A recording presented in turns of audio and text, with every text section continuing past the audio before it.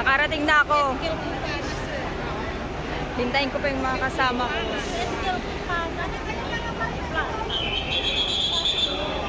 Dito ako sa Grand Lisboa.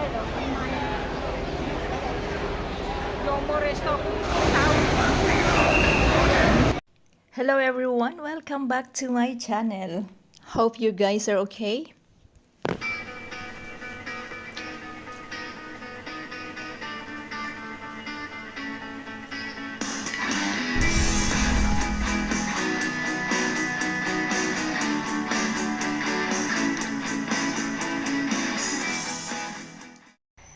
Dahil meron tayong 3 araw na sunod-sunod na holiday, kaya sinamantala na natin na pumunta sa Macau kasi para makapag-unwind. Kaya samahan nyo ako sa aking mga susunod na vlogs kasi ililibot ko kayo at explore natin ang Macau. Ayan.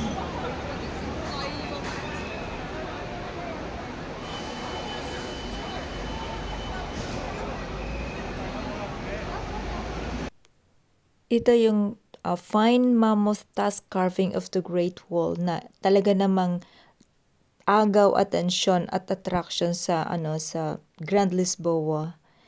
Sabi niya dito, it's carved from top-grade mammoth tusk. It took 6 years by more than 10 experienced craftsmen to create, including on-site surveying, research, examinations at the Great Wall of China.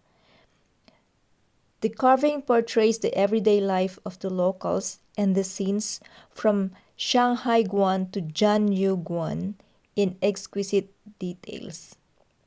With its lifelike appearance, perfect proportions, and fine details created by superb craftsmanship, it is an outstanding and magnificent artwork.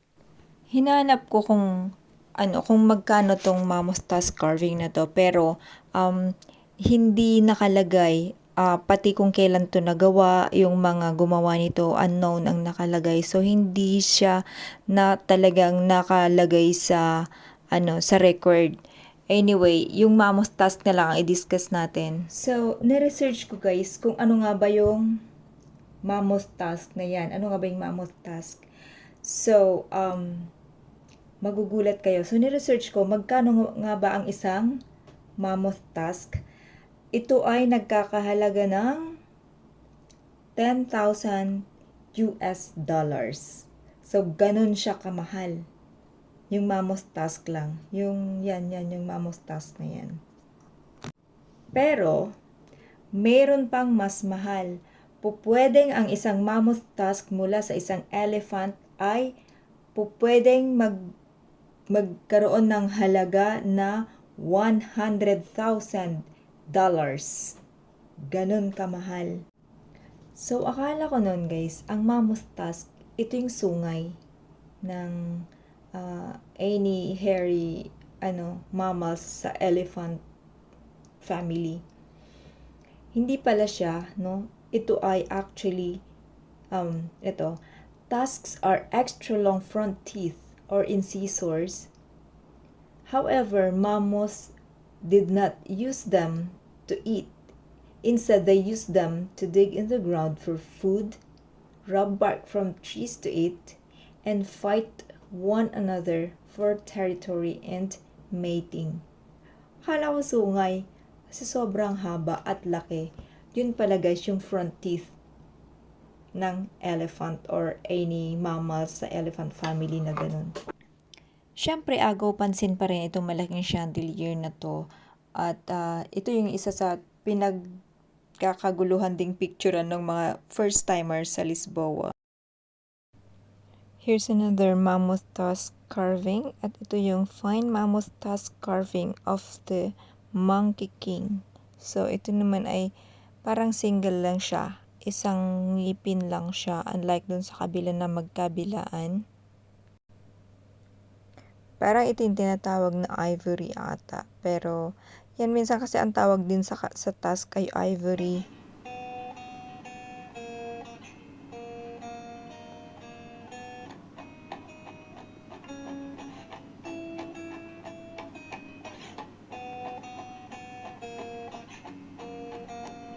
Ito naman napakaganda kasi parang nakaka-relax siya and then nagre-reflect yung chandelier sa tubig.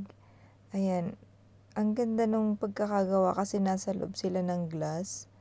Ayan, parang mga lotus flower yan na ang ganda ng pagkakagawa nila. So, ang daming tao din dyan ang kumukuha guys, kaya nakigaya na rin tayo. Tapos, ayan, ang ganda-ganda na kuhanan yung nagre-reflect na chandelier sa tubig.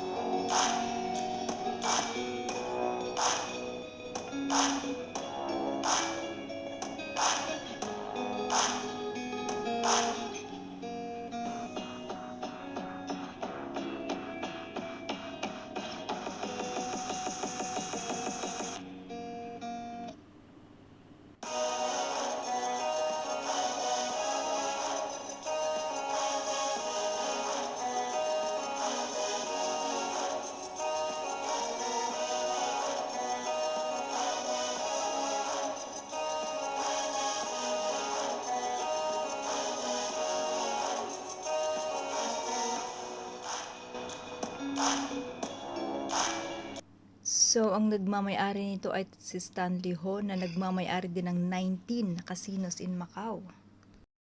Imagine nyo, gambling monopoly for 40 years. Grabe yaman niya. So, sa anak niya si Pansy Ho pala, yung MGM, yung HGM Holdings ay managing director yung asawa niya. And then, si Lawrence Ho na isa din niyang anak ang may-ari ng City of Dreams. So, napakatagal na rin pala nito, no? 1970 yung unang Lisboa Hotel and then nag-extend lang sila.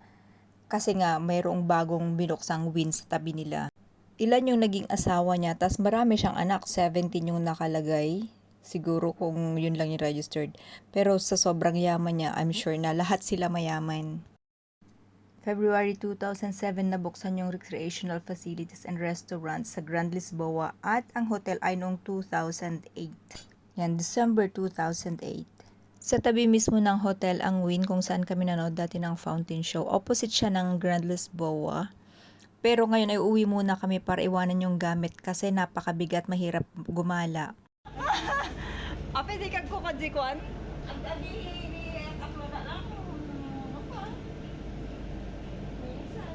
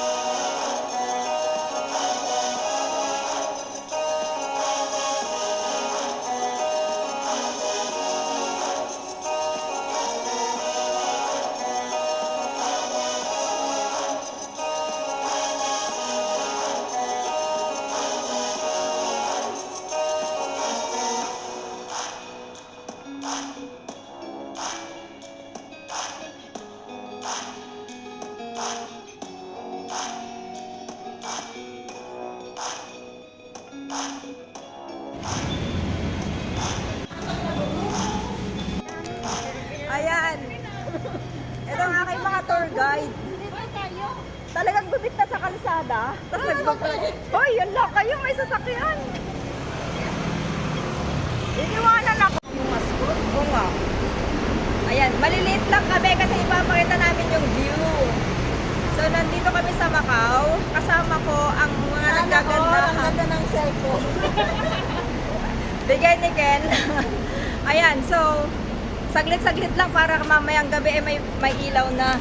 Ayan, so, Casino Disco.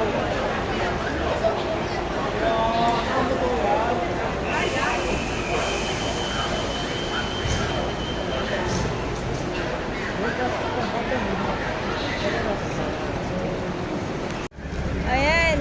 After how many years nabalikan ko yan, ang ganda. Wait. Ang ganda-ganda.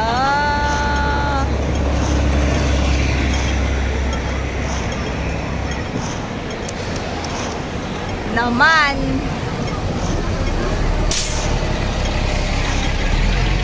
Hindi siya talaga ko. Oo, yan kuha na siya. Ng buo. Ang ganda.